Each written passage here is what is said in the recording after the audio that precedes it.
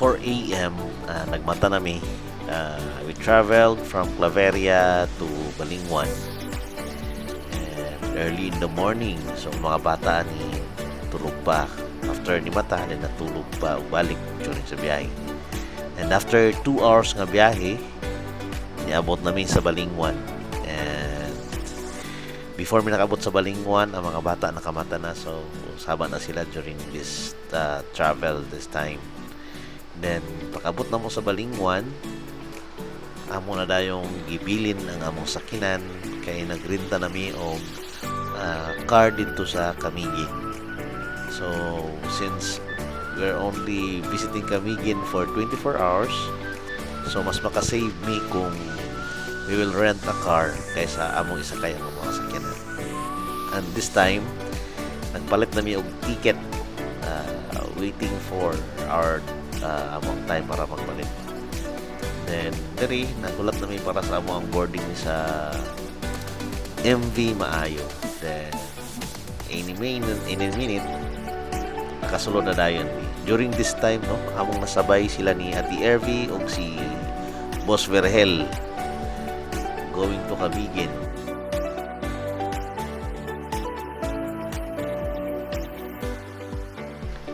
So this is the first time nga mag-travel me as a one family sa Camiguin. Camiguin is one of the memorable place para ka sa amo ni Maymay. During pud sa among pag-visit sa Camiguin, among giuban si Rian o si Ate LV.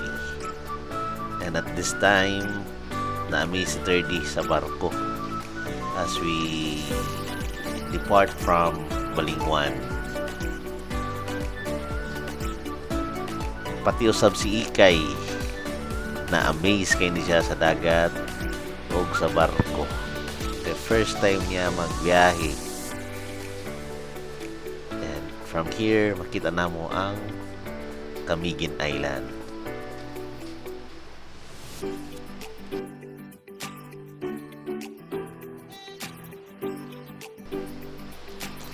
While ka-travel nami going to Camiguin, ang amo ang Ikay, grabe na kayo kalingas. Diligid mo kapuyo.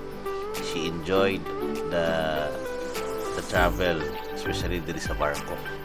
Ganahan siya og suroy-suroy diri.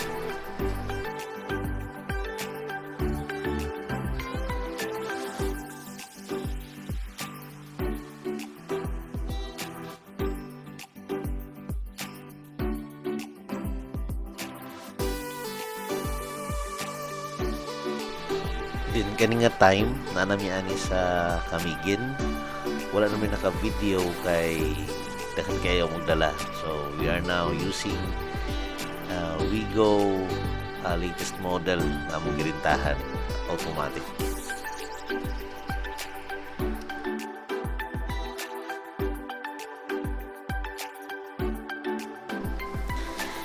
Diri mi nag first stop diri sa view deck sa Camiguin, no. Doon lang ni siya sa tungatok na Cliff Resort, which is border na ni siya sa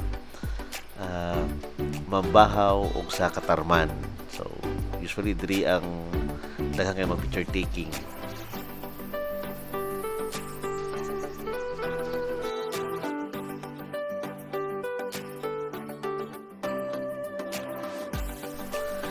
Niabot ito mi sa Camiguin around 8 a.m. So since ang amo ang check-in sa amo ang stayhan is 2 p.m. So we choose to suroy muna sa Camiguin, no, sa among masuruyan para dili makalas ang amo ang oras. So at this time na namin dapit diri sa among second stop, which is ang walkway to the old volcano. So nami karon diri at bang sa mga palitanan. Nagtanaw-tanaw. Wala namin isakad diri sa walkway to the old volcano kay we have only limited time to stay here. So gaagpas mi nga makaadto sa Santo Niño para dito namin maka-lunch At the same time, makaligo-ligo ang mga bata. Kaya nagreklamo na si 3D o si Rian na gusto na sila maligo.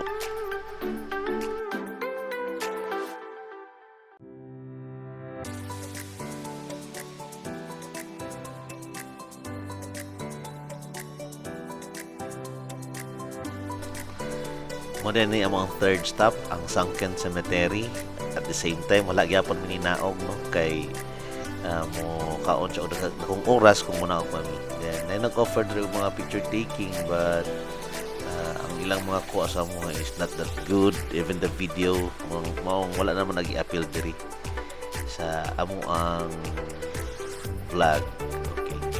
So the same pili-pili pero wala ipalit-palit ani nga time.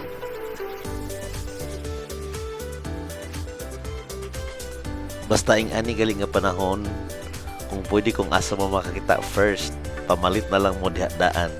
Kaya diri sa amo usually dito na lang sa sunod. Until nanguli mi wala gid mi kapalit og mga even t-shirt. So nalapat nila marka to lang mga porsilas man sa mga bata. Wala mi kapalit og mga t-shirt sa kamigin. Nadaot sa siingon nga dito na lang sa next stop.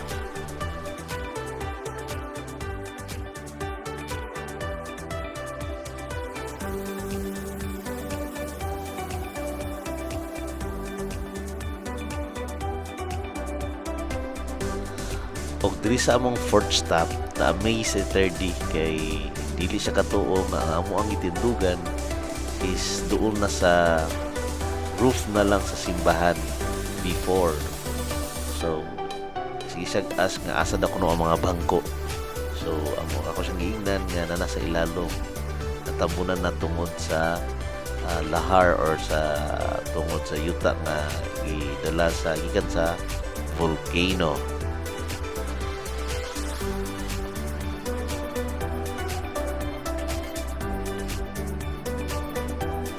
Na-amaze kay sila sa mga wall. Kana ko na yung mga plants ang wall diri sa old ruins. Sa old church rather. So, ani diri nga area, grabe nga lakaw-lakaw, dagan-dagan ni Ikay, no? Nalingaw ka siya kay luag kayong space sa iyang daganan. And ani nga time, daghan kayo bisita. Daghan kayo tourist ani nga time mga among kasabay.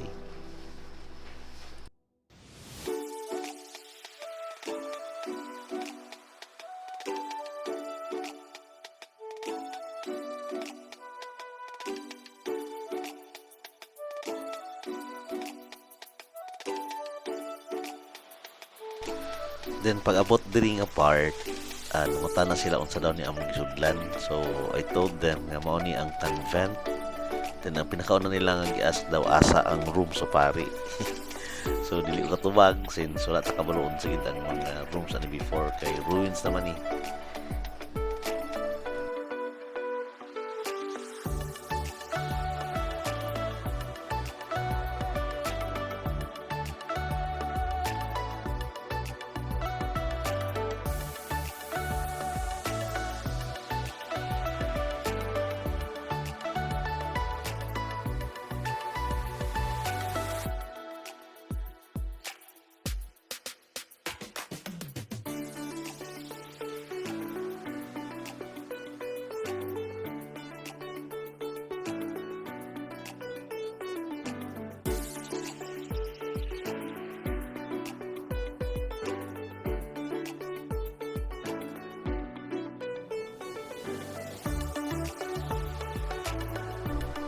Ani nga time nag-video ko kay nabantayan ako si Ikay kung unsa iyang gabaton sa iyang kuya iya sang awaton. So ganiha iya nagtulod si 3D kang Rian gaawaton pod ni Ikay iyang gaitulod si Mamay. So dito na mi pagawas nami and after this padulong na dayon mi sa Santo Niño Cold Spring.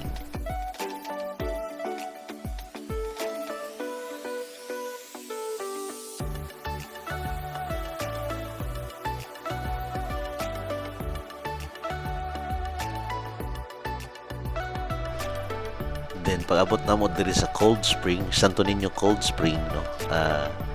Nangita na dayon mi sa amo ang matambayan, no. May gali kay napay isa ka cottage nga pwede pa na mastayhan. Wala mi dalang lunch ani nga time, so pasalamat mi kay naa di ay ga-offer diri og food, no. Magpaluto lang ka sa ila, dili siya nga nakamahal, no. Tapos pag wala mo dala, pag magpili lang mo og food, gusto mo og sabaw, unsa ba diha nga mga sudan, pagkanon, sila na yung magdala, pati na ang mga utensils. So diri ang Cold Spring gini diri. If you notice diri si Ikay gakurog-kurog na. But they love to swim here, pati sila 30, so man ilang gihulatan og ayo nga maligo diri. So nag-enjoy gud sila og stay diri sa Santo Niño Cold Spring. Dili pa sila gusto mo uli, but gamay na lang mong time to go to Pagiyas, which mo ang among stayhan para maka-check in na dayon di.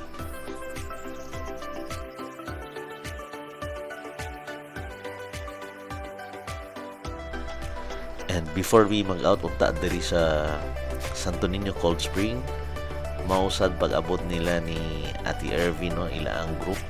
Gikan pa daw sila sa Mantigi, nagstay sa buntag, so nangaligo pa sila dito. Then ayan na sila nangandi sa Santo Niño Cold Spring. So kami diri mi nag-una og ligo-ligo.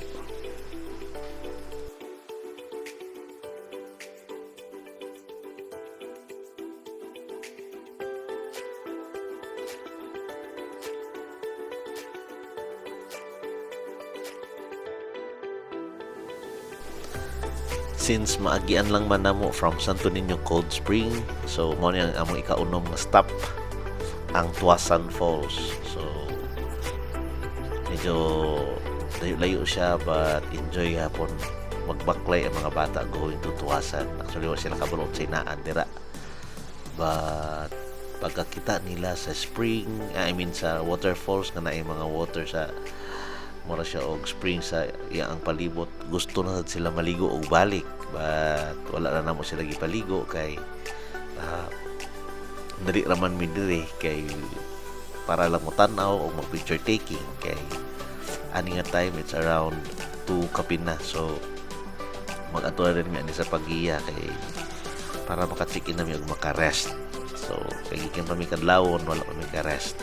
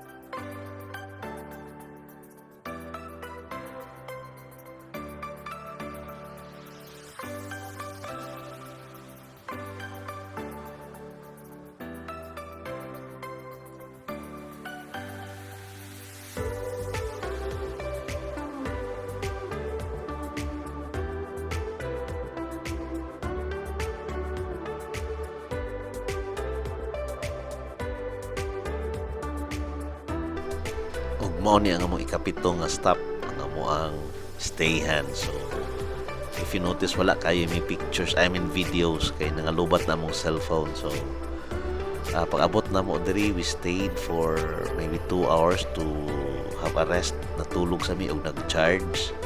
So nagkuha na lang ko og picture sa ilang page para at least makita ninyo asa mi nagstay. At mao ni Cottage 12, diri mi natulog kaming tanan. O after ani, nilag na po din mi pagkahapon.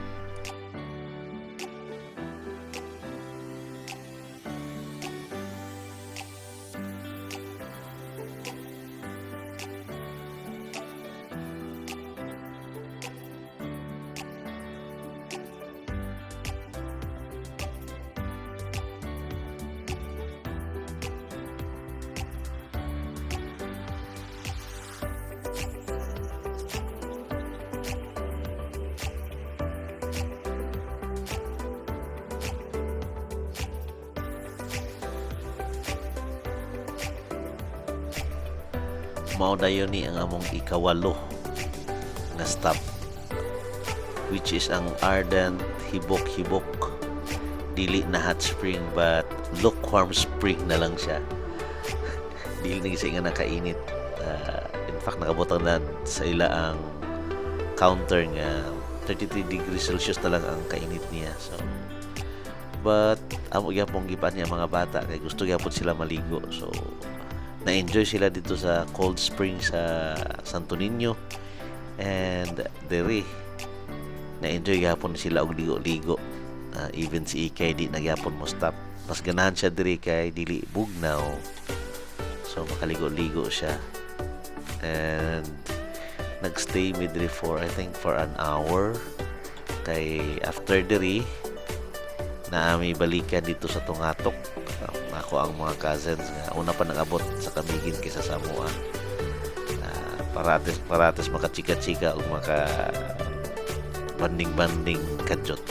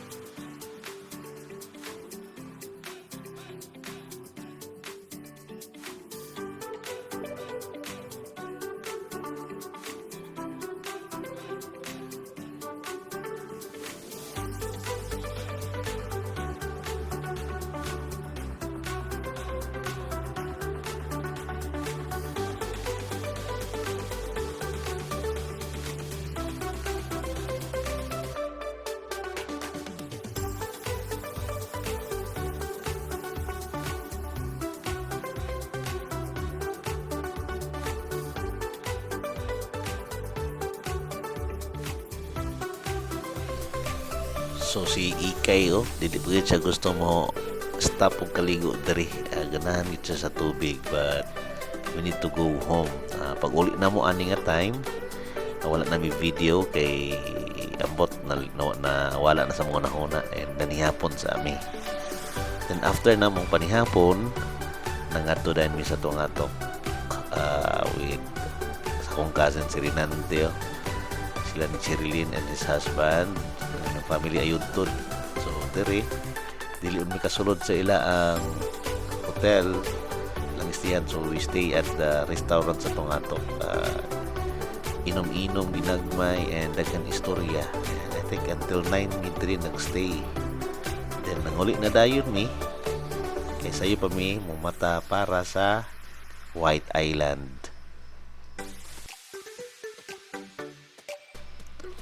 Since naraman mi sa Pagia, which is na located sa Yumbing, so naapod diri nabutang ang port para padulong sa White Island. So early kay may diri, I think 4:30 nagmata nami, then kami ang pinaka first nga nag-abot diri sa port nila para sa White Island. So reminder lang tuod bisan ang mga gagmay nga bata is counted as one. So ang ilaang boat is good for 4. Apil na ng 4 ang infant or ang bata. So counted na sa ila ang mga bata sa kanang pagsakay sa bangka. So struggle kini sa mga pagsakay diri kay si Ikay isandukan kaayo sa bangka. So sige sang singgit og stop yan ay sa stop ang bangka.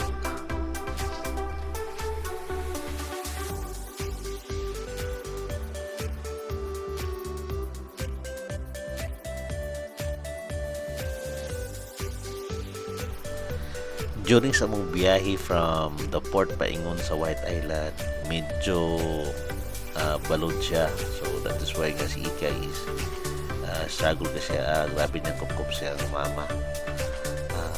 Pero pag abot na mo sa White Island, na-enjoy ka siya sa balas o sa iyang dulaan.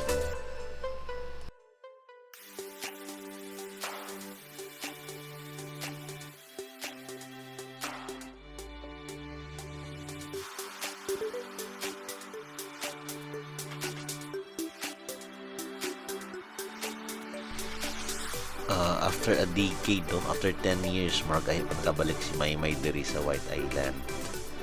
So, with family na. Actually, White Island is the place where asa ko nag-propose siya for marriage. So, diri, memorable ni sa mga ang White Island.